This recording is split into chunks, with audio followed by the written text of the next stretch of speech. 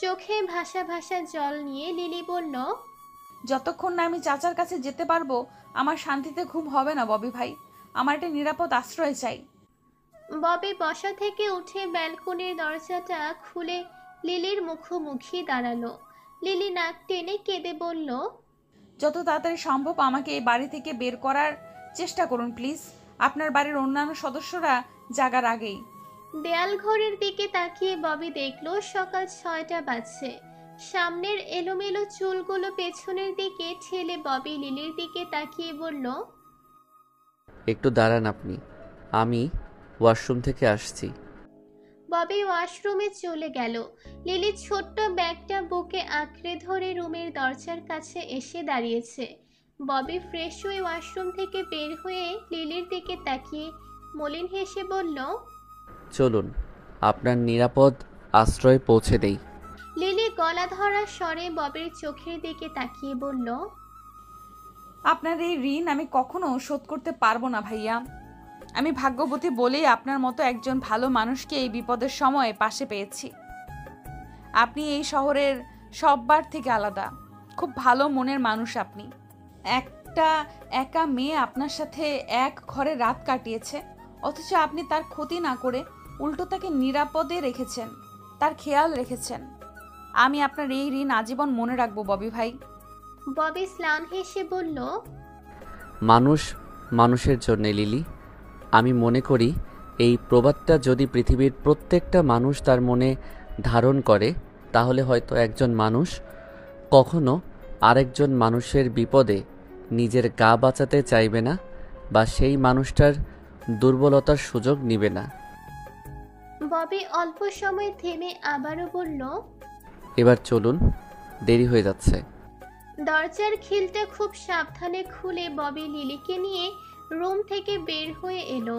রাতের আধারে লিলি বাড়িটাকে ঠিকভাবে দেখতে পারেনি, তাই এইবার সে ভালো করে চোখ বুলিয়ে বাড়িটার দিকে তাকালো। ববিদের এই বাড়িটা লিলির কাছে মানধাতার আমলের রাজা বাদশাদের বিরাট সাম্রাজ্য বলেই মনে হচ্ছে। প্রাচীনতার ছাপ আছে বাড়িটাতে। বাড়িটার প্রতিটা বিল্ডিংয়ে কেমন শ্যাওলা ধরে আছে, কিছু কিছু জায়গায় আবার খোদাই করা। সম্পূর্ণ বাড়িটা এল সিস্টেমের। দুতলা বিশিষ্ট বিশাল এক ভবন, একতলা দোতলা সমানভাবে গড়া। রুমের চেয়েও বারান্দাগুলো ইয়া বড় বড়। বারান্দার চারিদিকে রকমারি ফুলের টব, প্রতিটা টবে বিভিন্ন ধরনের ফুল ফুটে আছে। বাড়ির আঙিনায় বিশাল এক দোলনা, পাশে আবার বড় বড় আম গাছ, জাম গাছ, পেয়ারা গাছ, কাঁঠাল গাছ, নারকেল গাছ, সুপারি গাছ। পুরো বাড়িটা বিশাল বিশাল গাছের ছত্রছায়ায় আছে। আলাদা করে আবার বাড়ির এক কোণায় সবজির বাগানও আছে। দূর থেকে লাউ গাছ, সিম গাছ, চিচিঙ্গা আর বেগুন গাছগুলো দেখা যাচ্ছে। এত বাড়ি আর বিশাল আঙিনার রাজকীয়তা দেখে লিলি ঠিক বুঝে গেছে ববি খুব ধনী পরিবারের ছেলে। দুজনে খুব দ্রুত পায়ে হেঁটে বাড়ির পেছনের গেট দিয়ে রাস্তায় চলে এলো। ববি জানে তার পরিবারের মানুষরা এত ভোরে ঘুম থেকে ওঠে না, এক একজন 7টা 8টা 9টা বাজে ওঠে। তাই লিলিকে নিয়ে বাড়ি থেকে বের হওয়ার সময় তার মনে কোনো ভয় বা উৎকণ্ঠা কাজ করেনি। মেন রাস্তায় আসতেই ববি পিছু ফিরে লিলির দিকে তাকালো। লিলি খুব আশ্চর্যিত চোখে ববির দিকে তাকিয়ে বলল, আপনাদের এত বড় বাড়ি? ববি ভ্রু উঁচিয়ে বলল, কেন, অবাক হচ্ছে? লিলি মাথা নাড়িয়ে হ্যাঁ বোঝালো। ববি ফিক করে হেসে বলল, চেয়ারম্যানের বাড়ি, বড় তো হবেই। চেয়ারম্যানের বাড়ি তো রাস্তার বিপরীত পাশে। চেয়ারম্যানের দুটো বাড়ি, বুঝলে? আপনি চেয়ারম্যানের কি হন? ভাগ্নে, চলো এবার। চলুন। রাস্তাঘাট পুরো ফাঁকা, লোকজনদের আনাগোনা নেই বললেই চলে। শুধু কয়েকটা বড় গাড়ি কিছুক্ষণ পর শোষো বেগে রাস্তা দিয়ে পার হয়ে যাচ্ছে। ফুটপাতের মুদি দোকানগুলো বন্ধ, শুধু একটা হোটেল দোকান খোলা আছে। কয়েকজন লোক সমাবেত হয়ে দোকানের সামনে দাঁড়িয়ে কাচের গ্লাসে করে চা খাচ্ছে। দেখেই বোঝা যাচ্ছে ওনারা কোনো কল কারখানার শ্রমিক হবেন। রাস্তার চারিপাশে শুধু কাদা আর পানি। গতকাল রাতের বৃষ্টিটা পুরো শহরকে প্যাকে করে গেছে। চতুর্পাশে কেবল স্যাঁতস্যাঁতে মাটির গন্ধ। বৃষ্টির স্নিগ্ধ আমেজ পেয়ে শহরের লোকরা নাক টেনে ঘুমোচ্ছে। ঘুম ভেঙে যেন উঠতেই চাইছে না। আজ অবশ্য ছুটির দিনও আছে। পুরো সপ্তাহ ঘুরে শুক্রবারের দিনটাতেই শহরের লোকেরা বেশ আয়েশ করে ঘুমোয়। এছাড়া আর স্বস্তি বিশ্রাম নেই তাদের।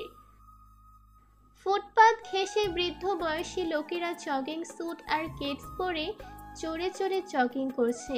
অনেকে আবার রিল্যাক্স মোডে হেঁটে হেঁটে নিজেদের মধ্যে কথা বলছে।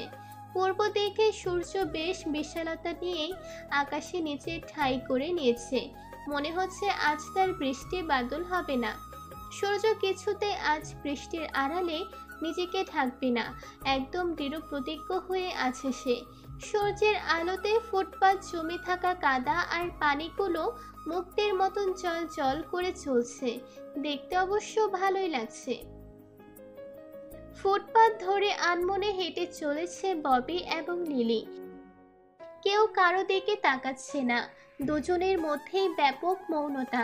একটা বাড়ি পার করে সামনের বাড়িটায় স্বপ্নছায়া মঞ্জিল। লিলি খুব হাসতে হাসতে ববির আগেই স্বপ্নছায়া মঞ্জিলের গেটের সামনে এসে দাঁড়ালো। ববির দিকে হাসি মুখে তাকিয়ে সে গেটের দরজায় টোকা মারতেই গেট খুলে কেউ বের হয়ে এলো।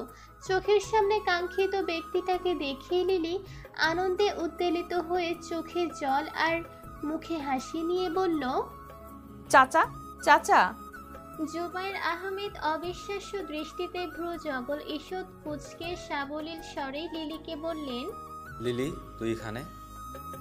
চোখে মুখে খুশি আর উত্তেজনা নিয়ে লিলি ভুবন ফুলানো হাসি দিয়ে জুবাইর আহমেদের ডান হাতটা চেপে ধরে বলল, হ্যাঁ চাচা, আমি এখানে। তোমার কাছে সারা জীবনের জন্য চলে এসেছি আমি। কুচকানো ভ্রুজোড়া জুবাইর আহমেদ আরো দ্বিগুণ কুচকে বললেন, কি বললি তুই? সারা জীবনের জন্য চলে এসেছিস মানে? প্রসারিত হাসিটা সংকুচিত হয়ে লিলি অস্থির দৃষ্টিতে জুবাইর আহমেদের দিকে তাকিয়ে বলল, কেন চাচা, তুমি খুশি হওনি? চিন্তিত মুখে ও জুবাইর আহমেদ জোরপূর্বক হাসি টেনে লিলির হাতটা ছেড়ে বললেন, খুব খুব খুশি হয়েছি। খুশি হব না কেন? আমি তো জানি তুই কয়েকদিনের জন্য এখানে বেড়াতে এসেছিস। থাকা খাওয়া হয়ে গেলেই গ্রামে ফিরে যাবি। না চাচা, আমি কয়েকদিনের জন্য এখানে বেড়াতে আসিনি। আমি আকাশজোড়ার স্বপ্ন নিয়ে তোমার কাছে এসেছি। তোমার হাত ধরেই সেই স্বপ্নের বাস্তবায়ন করতে এসেছি। কি স্বপ্ন? কি বলছিস তুই? আমি বিয়ের আসর থেকে পালিয়ে এসেছি চাচা।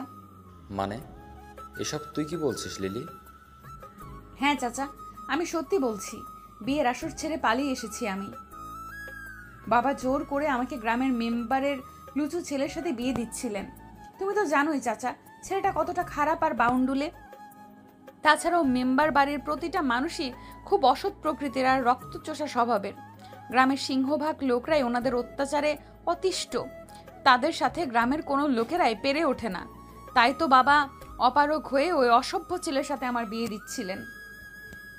বাবা জানতেন বাধ্য হয়ে এই বিয়েতে রাজি না হলে মেম্বারের ওই অসভ্য ছেলে জোর করে আমাকে তুলে নিয়ে গিয়ে হলেও বিয়ে করতেন, আমার ক্ষতি করতেন, আমার উপর অত্যাচার করতেন। এই অল্প একটু বয়সেই আমার জীবনটা ধ্বংস হয়ে যেত চাচা। পড়াশোনা করে অনেক বড় হওয়ার উচ্চ আকাঙ্ক্ষাটাও ধূলিসাৎ হয়ে যেত। তাই তো আমি নিজের জীবন নিয়ে কাউকে কিছু না জানিয়ে গ্রাম থেকে পালিয়ে এসেছি এখানে। তোমাকে ভরসা করে এই অজানা শহরে ছুটে এসেছি। তোমার ছায়ার থেকে জীবনের সবচেয়ে দামি স্বপ্নটা পূরণ করতে এসেছি। সমাজে নিজের পরিচয় গড়ে তুলতে এসেছি। তুমি তো জানো চাচা আত্মপরিচয়ের জ্বালা কতটা। তুমিও তো সেই 18 বছর বয়সে নিজের ভাইকে ছেড়ে, পরিবারকে ছেড়ে সেই সুদূর নড়াইল থেকে এই ঢাকা শহরে ছুটে এসেছিলে পড়ালেখা করে নিজের আত্মপরিচয় তৈরি করতে। তাহলে আমি কেন নিজের আত্মপরিচয়ের তাগিদে আপন চাচার কাছে আসতে পারি না? তার কাছে একটু ছায়া খুঁজতে পারি না? তার থেকে সাহায্য চাইতে পারি না? লিলি অল্প সময় থেমে ফের বলল, তুমি আমার ছায়া হয়ে পাশে থাকবে তো চাচা? আমার স্বপ্ন পূরণে সাহায্য করবে তো? জুবাইর আহমেদ নিশ্চুপ হয়ে দাঁড়িয়ে আছেন। চোখে ওনার প্রবল ইতস্ততার ভাব। মাথা নিচু করে উনি লিলিকে উদ্দেশ্য করে ক্ষীণ স্বরে বললেন, আমার মনে হয় লিলি, তোর গ্রামে ফিরে যাওয়া উচিত। লিলি অপার বিস্ময় নিয়ে চোখে অশ্রুকণা জমিয়ে তার চাচাকে হালকা ঝাঁকিয়ে বলল, এসব তুমি কি বলছো চাচা? আমাকে আবার ওই জাহান্নামে ফিরে যেতে বলছো? এছাড়া আর কোনো উপায় নেই লিলি, ভাগ্যকে মেনে নে। আমি বিশ্বাস করতে পারছি না চাচা, তুমি আমাকে এসব বলছো। টানা 20 বছর তুমি এই শহরে থাকছো, শহরের আধুনিকতার ছোঁয়া তোমার গায়ে লেগে আছে। তোমার চিন্তাধারা অবশ্যই সভ্য সমাজের মানুষদের মতো যুক্তিবাদী আর রুচিসম্মত। গ্রামের বিবেকহীন মানুষদের মতো অযৌক্তিক কথা বলছো কেন তুমি? তুমি তো জানো চাচা, ভাগ্যকে নিজের চেষ্টা, একাগ্রতা, নিয়ত আর দোয়া দ্বারা পাল্টানো যায়। তাহলে আমি কেন আমার চেষ্টা আর একাগ্রতা দিয়ে আমার ভাগ্য বদলাতে পারবো না? জুবাইর আহমেদ শুকনো মুখে লিলির দিকে চোখ তুলে তাকালেন। আচমকা লিলির চোখ জল ছেড়ে জুবাইর আহমেদের পা চেপে ধরে কান্নাসিক্ত কণ্ঠে বলল, চাচা প্লিজ আমাকে ফিরিয়ে দিও না। বড্ড আশা নিয়ে আমি তোমার দ্বারে নতজানু হয়েছি। অনেক সংগ্রাম করে আমাকে এই শহরে আসতে হয়েছে। একজন ছাড়া এই শহরের প্রতিটি লোকের কাছে আমাকে পদে পদে হেনস্থা হতে হয়েছে। দয়া করে মাঝপথে আমাকে নিঃস্ব করে ছেড়ে দিও না চাচা। এখন আমি চাইলে ও গ্রামে ফিরে যেতে পারবো না।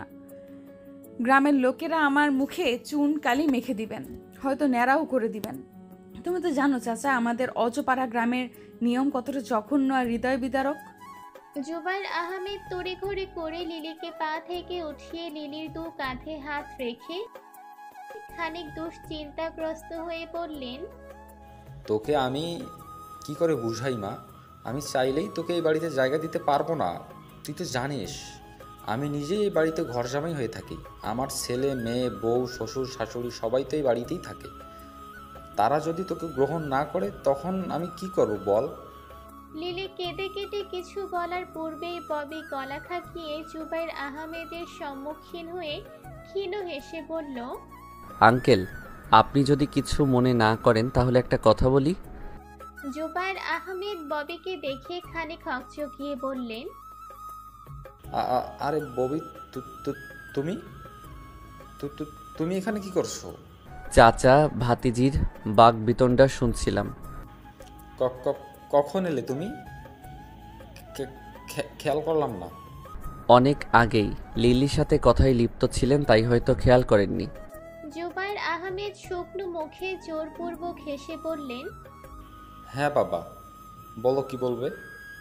লিলির চুপসে যাওয়া মলিন মুখটার দিকে তাকিয়ে ববি জুবাইর আহমেদকে উদ্দেশ্য করে বলল, আচ্ছা আঙ্কেল, লিলি আপনার রক্তের সম্পর্কের ভাতিজি তো? জুবাইর আহমেদ মুখ ভঙ্গি পাল্টিয়ে ভ্রু যুগল ঈষৎ কুঁচকে বললেন, অবশ্যই, লিলি আমার রক্তের সম্পর্কের ভাতিজি। তুমি হঠাৎ আমাকে এ প্রশ্ন করলে কেন? তাছাড়া আমার মনে হচ্ছে তুমি আগে থেকে লিলিকে চেনো, কিন্তু কিভাবে? লিলিকে আমি মাত্র একদিন হলো চিনি আঙ্কেল। লিলি আমাকে সব বলেছে, কেন সে গ্রাম থেকে বিয়ের আসর ছেড়ে পালিয়েছে, কেনই বা সে এই অচেনা শহরে এসেছে, আর কার কাছেই বা এসেছে। লিলির স্বপ্ন, ইচ্ছে, আকাঙ্ক্ষা সব আমাকে বলেছে। জুবাইর আহমেদ চোখ জোড়া কৌতূহল নিয়ে ববির দিকে তাকিয়ে আছে। ববি অল্প সময় থেমে ফের বলল, আসলে আঙ্কেল, মাঝরাতের দিকে লিলির সাথে আমার দেখা হয় সামনের গলিতে। বৃষ্টিতে ভিজে কান্নারত অবস্থায় লিলি সম্পূর্ণ অসহায়, নিরুপায়, অবলা একজন মেয়ে হয়ে দাঁড়িয়েছিল। যখন আমি ঢাল হয়ে ওর কাছে যাই তখনই জানতে পারি লিলি আপনার ভাতিজি। গ্রাম থেকে বিয়ের আসর ছেড়ে পালিয়ে এসেছে সে আপনার কাছে নিরাপদ আশ্রয়ের আশায়, আকাশজোড়া স্বপ্ন পূরণের আশায়, সমাজে নিজেকে প্রতিষ্ঠিতর আশায়। বুঝুন এবার মেয়েটা আপনাকে ঠিক কতটা ভরসা করে এতদূর ছুটে এসেছে। তার মনে অগাধ বিশ্বাস ছিল যে তার চাচা তাকে ঠিক আশ্রয় দিবে। বিশ্বাস ছিল যে তার চাচা তাকে ঠিক আশ্রয় দিবে, তার ছায়া হয়ে দাঁড়ায়, স্বপ্ন পূরণের একজোড়া বিশ্বস্ত হাত হয়ে তাকে সামনে এগিয়ে দিবে। আর আপনি কিনা তার পুঁজি করা সমস্ত আশা, ভরসা, বিশ্বাস এভাবে ভেঙে দিচ্ছেন। মানে রক্তের টানেও তো একজন চাচা তার ভাতিজিকে সাহায্য করে। আপনার কি সেই রক্তের টানটা ফিল হচ্ছে না? জুবায়ের আহমেদ ববির থেকে চোখ ফিরিয়ে চোখে মুখে অনুতপ্ততার ছাপ নিয়ে লিলির চোখের জলগুলো মুছে দিয়ে বললেন, আমি ছোট একটা চেষ্টা করে দেখতে পারি লিলি, দেখি কতটা কি করা যায়। তুই চল আমার সাথে। জুবায়ের আহমেদ লিলিকে নিয়ে বাড়ির গেটের ভেতর ঢোকার আগে একবার ববির দিকে তাকিয়ে মলিন হেসে বললেন, আমি চেষ্টা করব ববি, লিলির আশা ভরসা বিশ্বাসের পূর্ণ মর্যাদা দিতে। আসলে আমি জোর পাচ্ছিলাম না লিলিকে নিয়ে বাড়িতে ঢুকতে। জানোই তো সোনিয়ার পরিবার সম্পর্কে, সোনিয়ার সম্পর্কে সারাক্ষণ আমাকে নখে তুলে মারে। কেন চলে যাচ্ছেন না এই বাড়ি ছেড়ে? জব স্যালারি তো ভালোই পান আপনি। বাড়ি ছেড়ে গেলেও বউ তো আর ছাড়তে পারবো না। এই স্থায়ী ঠিকানা ছেড়ে সোনিয়া অস্থায়ী কোনো ঠিকানায় যেতে চাইছে না, তাই বাধ্য হয়ে আমাকে ও ছেলে মেয়ে নিয়ে এই স্থায়ী ঠিকানাতেই থাকতে হচ্ছে। মাসে মাসে মোটা টাকা এই সংসারে দিয়ে ও প্রতিবেলা হেনস্থা হতে হচ্ছে। সংসার বড় মায়ার জিনিস, বুঝলে? এত সহজে এই মায়া কাটানো যায় না। বিয়ে শাদি করো, এরপর বুঝবে। ববি নিশ্চুপ হয়ে গেল। জুবায়ের আহমেদ ও লিলিকে নিয়ে বাড়ির ভেতর ঢুকে গেলেন। ববি পেছনের চুলগুলো টেনে নিজের বাড়ির দিকে এগোচ্ছে আর মুখে বেশ ভাবুক ভাব ফুটিয়ে বিড়বিড় করে বলছে, জানি না ভেতরে কি হবে। সোনিয়া আন্টি সহ ওনার পরিবার যা ন্যারো মেন্টালিটির। আঙ্কেল তো সোনিয়া আন্টির স্বামী হিসেবেই ওই বাড়িতে যথেষ্ট মূল্যায়ন পাচ্ছে না। প্রতি পদে ওনাকে ভুগতে হচ্ছে। প্রতিবেলা শ্বশুর শাশুড়ি বউয়ের কথা শুনতে হচ্ছে। না জানি লিলির সাথে কি হয়।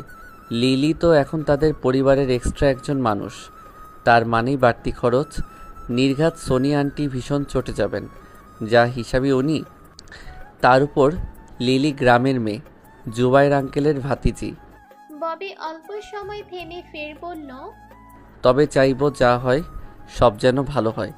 লিলি যেন তার নিরাপদ আশ্রয় খুঁজে পায়, তার স্বপ্ন পূরণের সঠিক ঠিকানার সন্ধান পায়। এতটুকু সময় মেয়েটার প্রতি খুব মায়া পড়ে গেছে। আমার থেকে দূরে যেও আমাকে খুব কাছ থেকে টানছে। ববি হঠাৎ মৃদু হেসে বলল, কই বাত নেহি, পুতুল বউয়ের সাথে খুব শীঘ্রই দেখা হবে আমার। রাতে তো জুবাইর চাচার মেয়েকে পড়াতে যাবই, তখন না হয় লিলি অরূপে পুতুল বউয়ের সাথে কথা বলে নিব। ববি বাড়ি ফিরে রুমে প্রবেশ করতেই ঘড়িতে সকাল 7টার অ্যালার্ম বাজলো। অ্যালার্ম বন্ধ করে ববি কাঁথা মুড়ি দিয়ে ঘুমিয়ে পড়ল। 10টায় ঘুম থেকে উঠে সে ভার্সিটিতে যাবে। বন্ধুদের সাথে সারাদিন আড্ডা মেরে রাতে জুবায়ের আহমেদের বাড়িতে যাবে। লিলিকে নিয়ে জুবায়ের আহমেদ বাড়ির ড্রয়িং রুমে প্রবেশ করলেন। ঘড়িতে সকাল 7টা বাজলেও এই বাড়ির লোকজনদের মাত্র ভোর হওয়া। এই বাড়ির সকাল 9টা 10টায় উঠতে অভ্যস্ত। জুবায়ের আহমেদ সকাল 8টায় জগিং করে এসে নিজের হাতে চা বানিয়ে বিস্কিট ভিজিয়ে খেয়ে অফিসে চলে যান আর বাড়ি ফিরেন রাত 10টায়। খুব ব্যস্তময় জীবন ওনার, তবে আজ শুক্রবার বলে ওনার টানা খুব কম ছিল। ভেবেছিল আজ অনেক বেলা অবধি জগিং করবেন, হোটেলে চা নাস্তা খেয়ে আসবেন, কিন্তু অকস্মাৎ লিলির আগমনে ওনার ভাবনা ভণ্ডুল হয়ে গেল। লিলিকে নিয়ে ফের বাড়িতে ঢুকতে হলো। ড্রয়িং রুমটা একদম ফাঁকা এবং অন্ধকার, শুধু খোলা জানালা দিয়ে সূর্যের তির্যক কিরণ রুমে ঢুকছে। সেই কিরণ দিয়ে লিলি পুরো বাড়িটা চোখ বুলিয়ে দেখছে। ড্রয়িং রুমটা ছোটখাটো হলেও ইউনিক ডিজাইনের দুটো সোফা সেট, সোফাগুলোর মাঝখানে কাচের একটা টি টেবিল, 6 জনের চেয়ার মুক্ত একটা ডাইনিং টেবিল, চারপাশটা আবার নানা ধরনের রঙিন ফুলদানি নিয়ে সাজানো। বাড়ির ধরনটা স্কোয়ার সিস্টেম। উত্তর পাশে ড্রয়িং রুম এবং পূর্ব পাশে দুটো রুম, দু রুমের মাঝখানে একটা ওয়াশরুম, পশ্চিম পাশে আবারও দুটো রুম আর মাঝখানে আরও একটা ওয়াশরুম, দক্ষিণ পাশে মিডিয়াম সাইজের একটা কিচেন রুম। ড্রয়িং রুমের মতোই হয়তো বেডরুমগুলো, ছোট ছোট খাট খুপড়ির মতো। ধ্যান ভেঙে লিলি জুবায়ের আহমেদের দিকে তাকালো। জুবায়ের আহমেদ নিচু আওয়াজে লিলির কানের কাছে এসে বললেন, সোনিয়াকে ভুলেও বলিস না, তুই গ্রাম থেকে বিয়ের আসর ছেড়ে পালিয়ে এসেছিস। সোনিয়া যদি জানতে পারে তাহলে আজই তোকে ধরে বেঁধে গ্রামে পাঠিয়ে দিবে। শেষ সর্বনাশটাও করে ছাড়বে। তাই বলছি বিয়ের ব্যাপারে কিছু বলবি না, বুঝেছিস? লিলি অবুঝ ভঙ্গিতে ডানে বাঁয়ে মাথা নাড়িয়ে হ্যাঁ বোঝালো। জুবাইর আহমেদ লিলিকে নিয়ে ওনার বেডরুমে প্রবেশ করলেন। বেডরুমটাও পুরো অন্ধকার, দুপাশের দুটো জানালাই বন্ধ। অন্ধকার রুমে কিছুই দেখা যাচ্ছে না, তবে বোঝা যাচ্ছে ভেতরটা খুবই গিনগিকর। আসবাবপত্রে ঠাসা ঠাসা লিলির হাতটা ছেড়ে জুবাইর আহমেদ রুমের লাইট জ্বালিয়ে দিলেন। অমনি বেডে শুয়ে থাকা জুবাইর আহমেদের ওয়াইফ সোনিয়া আহমেদ পিট পিট চোখে সামনের দিকে তাকালেন।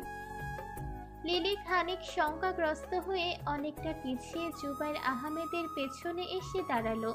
লিলিকে দেখা মাত্রই সোনিয়া আহমেদ চোখগুলো মুহূর্তের মধ্যেই প্রকাণ্ড করে হুড়মুড়িয়ে শোয়া থেকে উঠে বসলেন। ওনার চোখে মুখে অতি অবিশ্বাস্যতা আর আশ্চর্যের ছাপ স্পষ্ট। জুবাইর আহমেদ গলা খাকিয়ে চোখ দুটো খর্বাকৃতির করে সোনিয়া আহমেদের দিকে তাকিয়ে অপরিস্ফুট স্বরে বললেন, লিলি গ্রাম থেকে এসেছে সোনিয়া, আমাদের এখানে কয়েকদিনের জন্য থাকবে বলে। লিলি বিস্তর বিস্মিত চোখে জুবাইর আহমেদের দিকে দৃষ্টিপাত করল। জুবাইর আহমেদ ফিসফিসিয়ে লিলির কানে বলল, আগে কয়েকটা দিনের জন্য এখানে থাক, মাথা গোজার জায়গাটা করে নে, এরপর না হয় আমি সোনিয়ার সাথে আস্তে ধীরে কথা বলে এই বাড়িতে তোর স্থায়ী ঠিকানা করে দেব। লিলি স্বস্তিমূলক হাসি দিয়ে জুবাইর আহমেদের দিকে তাকিয়ে মাথা নাড়ালো। সোনিয়া আহমেদ ছটফটিয়ে বিছানা ছেড়ে নেমে লিলি এবং জুবাইর আহমেদের মুখোমুখি দাঁড়ালেন। ক্ষিপ্ত চোখে উনি কোমরে হাত দিয়ে জুবাইর আহমেদকে উদ্দেশ্য করে বললেন, কয়েকদিনের জন্য থাকবে মানে? আমাদের বাড়িতে জায়গা কোথায়? খুপড়ির মতো 4টা রুম, কোথায় থাকবে তোমার ভাইয়ের মেয়ে? লিলি মুখটা কালো করে মাথা নিচু করে দাঁড়িয়ে রইল। জুবাইর আহমেদ খানিক শঙ্কিত হয়ে ক্ষীণ আওয়াজে বললেন, এত রেগে যাচ্ছ কেন সোনিয়া? রেশমি আর রনকের স্টাডি রুমটা তো রাতের বেলা ফাঁকাই থাকে, ওই রুমটাতেই না হয় কয়েকদিনের জন্য লিলি থাকবে, কয়েকদিন পর তো মেয়েটা চলেই যাবে। সোনিয়া আহমেদ জুবাইর আহমেদের থেকে চোখ ফিরিয়ে পাশেই চুপসে দাঁড়িয়ে থাকা লিলির উপর থেকে নিচ পর্যন্ত চোখ বুলিয়ে লিলিকে উদ্দেশ্য করে ক্ষিপ্ত স্বরে বলল, এই তুই এমন লাল বেনারসি পরে দাঁড়িয়ে আছিস কেন? বাড়ি থেকে কি এই লাল বেনারসি পরেই এসেছিস? লিলি ভয়ের তো দৃষ্টিতে সোনিয়া আহমেদের দিকে দৃষ্টিপাত করে কাঁপা কাঁপা কণ্ঠে বলল, চাচি। সোনিয়া আহমেদ হে স্বরে বললেন, শহরে আসবি বলে খুব সেজে গুজে এসেছিস তাই না? রংচঙ্গে শাড়ি, আহ কি ভাব! আমাদের শহরে তোর বয়সী মেয়েরা শাড়ি পরে এভাবে ঘুরে বেড়ায় না, বুঝেছিস? এখানে মেয়েরা বিয়ের পরেও শাড়ি পরতে চায় না। লিলি মাথা নিচু করে ক্ষীণ স্বরে বলল, শাড়িটা পাল্টে নিব চাচি, তুমি ব্যস্ত হইও না। তাড়াতাড়ি পাল্টে নে। আর শোন, 7 দিনের বেশি আমাদের বাড়িতে থাকা যাবে না। তোর চাচার কি এটা নিজস্ব বাড়ি যে সারা জীবন থাকলেও সমস্যা হবে না? এটা আমার বাপের বাড়ি, দুটো পরিবার এই বাড়িতেই থাকে। আমাদের নিজেদেরই এখানে থাকতে চলতে ফিরতে খুব অসুবিধা হয়। লিলি কান্না মিশ্রিত স্বরে বলল, চলে যাব চাচি, খুব শীঘ্রই চলে যাব। ঠিক আছে যা, শাড়ি পাল্টে নে। তোকে এই ভারী শাড়িতে দেখে আমার নিজেরই অসহ্য লাগছে।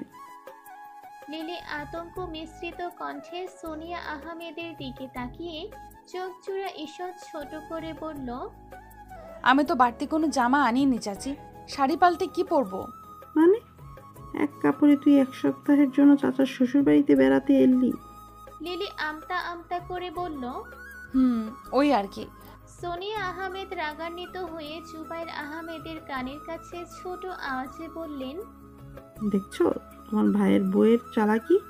কি সুন্দর মেয়েকে এক কাপড়ে 1 সপ্তাহের জন্য এখানে বেড়াতে পাঠিয়ে দিলেন।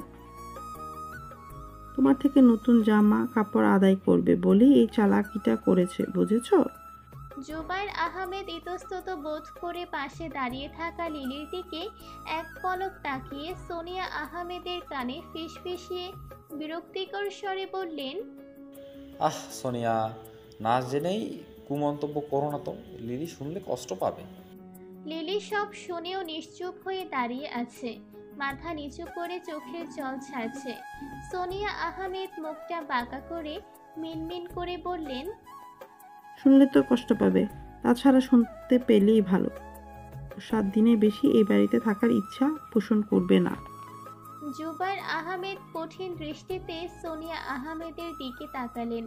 জুবাইর আহমেদের দৃষ্টিতে অগ্রাহ্য করে সোনিয়া আহমেদ লিলির সম্মুখীন হয়ে বললেন, ঠিক আছে ঠিক আছে, রেশমির একটা জামা দিব, পরে নিস। পরে না হয় গ্রামে যাওয়ার আগে আরও একটা ভালো জামা কিনে দিব। লিলি শুকনো মুখে মলিন হাসি ফুটিয়ে সোনিয়া আহমেদের দিকে তাকিয়ে বলল, নতুন জামা আমার লাগবে না চাচি, রেশমির কোনো পুরাতন জামা হলেও হবে। এত বছর পর চাচা চাচির কাছে বেড়াতে এসেছি, সৌজন্যতার খাতিরে হলেও তো একটা জামা দেওয়া দরকার। জুবাইর আহমেদ অতি বিস্ময় ভরা চোখে সোনিয়া আহমেদের দিকে তাকিয়ে আছেন। সোনিয়া আহমেদ কপাল কুঁচকে জুবাইর আহমেদের দিকে দৃষ্টিপাত করে বললেন, কি হলো, এত বিস্মিত হচ্ছ কেন? 1000 খানেকেরই তো ব্যাপার, জামা একটা কিনে দিলে কিছু হবে না। চলেই তো যাবে 1 সপ্তাহ পর, ফের কবে না কবে আসে। জুবাইর আহমেদ একগাল হেসে লিলির কাঁধে হাত রেখে বললেন, তোর চাচি যখন খুশি হয়ে দিতে চাইছে তাহলে বারণ করছিস কেন? বড়রা কিছু দিতে চাইলে না করতে নেই, বেয়াদবি বুঝায়। লিলি ক্ষীণ হেসে সোনিয়া আহমেদের দিকে তাকিয়ে বলল, ঠিক আছে চাচি, তোমার যা ইচ্ছে। অকস্মাৎ সোনিয়া আহমেদের নজর গেল লিলির হাতে থাকা ছোট্ট ব্যাগটার দিকে। ভ্রুযুগল খড়খড় করে ভাবে কুঁচকে সোনিয়া আহমেদ ব্যাগটার দিকে দৃষ্টিপাত করে বললেন, তোর হাতে এটা কিসের ব্যাগ লিলি? ঘটনার আকস্মিকতায় লিলি শুকনো ঢোক গিলে জুবাইর আহমেদের দিকে তাকালো। জুবাইর আহমেদ আমতা আমতা করে ক্ষীণ আওয়াজে সোনিয়া আহমেদকে বললেন, ও, ওটা কিছু না। আসলে লিলি ব্যাগ ভর্তি চিড়েমুড়ি গুড় এনেছিল। অনেকটাই রাস্তা তো, খিদে পেয়ে যায়, তাই এই ব্যাগটাতে করে শুকনো খাবারগুলো এনেছিল। খাওয়া শেষ, ব্যাগ এখন খালি। লিলি হ্যাঁ সূচক মাথা নাড়ালো। সোনিয়া আহমেদ কৌতূহলী দৃষ্টিতে ওই ব্যাগটার দিকে হাত বাড়িয়ে বললেন, দেখি কি আছে ব্যাগটাতে। তৎক্ষণাৎ জুবাইর আহমেদ লিলির হাত থেকে ব্যাগটা ছো মেরে কেড়ে নিয়ে অস্পষ্ট স্বরে সোনিয়া আহমেদের দিকে তাকিয়ে বললেন, আরে এটাতে কি দেখবে তুমি? দেখার মতো তো কিছুই নেই। ব্যাগটা বরং আমি আমার কাছেই থাকুক, মুদি খরচ আনতে সুবিধে হবে। সোনিয়া আহমেদ মুখ ভঙ্গি স্বাভাবিক করে বললেন, ঠিক আছে, রেখে দাও, ব্যাগটা আসলেই মুদি খরচের জন্য ভালো। লিলির সামনে থেকে সোনিয়া আহমেদকে কিছুটা দূরে টেনে এনে জুবাইর আহমেদ মিনতি ভরা স্বরে সোনিয়া আহমেদকে ছোট আওয়াজে বললেন, দয়া করে একটা সপ্তাহ লিলির সাথে ভালো ব্যবহার করো প্লিজ, আমার এই অনুরোধটা রাখো। আমি এতটাও মনুষ্যত্বহীন নই জুবাইর। লিলি 1 সপ্তাহের জন্য বেড়াতে এসেছে, আমি আমার সাধ্য মতো চাইবো ওর সাথে ভালো ব্যবহার করতে। আর যদি খারাপ ব্যবহারের শিকার হয় লিলি, তাহলে ভাববে এই খারাপ ব্যবহারের পেছনে আমার কোনো স্বার্থ জড়িয়ে আছে। লিলির হাত ধরে সোনিয়া আহমেদ রুম থেকে প্রস্থান নিচ্ছেন আর লিলিকে উদ্দেশ্য করে বলছেন, রেশমি, রুমে চল, তোর জামার ব্যবস্থা করছি। ঠিক আছে চাচি। রেশমির রুমের ভেজানো দরজাটা খুলে সোনিয়া আহমেদ লিলিকে নিয়ে রেশমির রুমে প্রবেশ করলেন। তমসায় ঘেরা রুমটায় লাইট চালিয়ে সোনিয়া আহমেদ লিলির হাতটা ছেড়ে ঘুমিয়ে থাকা রেশমি আর রনককে ডেকে বললেন, রেশমি, রনক, ওঠ, দেখ কে এসেছে। রেশমি রনক নাক মুখ কুচকে চোখ বুজে বিরক্তি ভরা স্বরে বলল, গ্রাম থেকে লিলি এসেছে, তোদের জ্যাঠাতো বোন। রেশমি রনক দুজনেই তড়িঘড়ি করে শোয়া থেকে পিট পিট চোখে সম্মুখে তাকালো। লিলির মৃদু হাসি ভরা মুখটা দেখে দুজনে লাফিয়ে বিছানা ছেড়ে উঠে লিলিকে চাপটে ধরে বলল, আপু তুমি এসেছো? কত বছর পর তোমাকে দেখলাম বলো।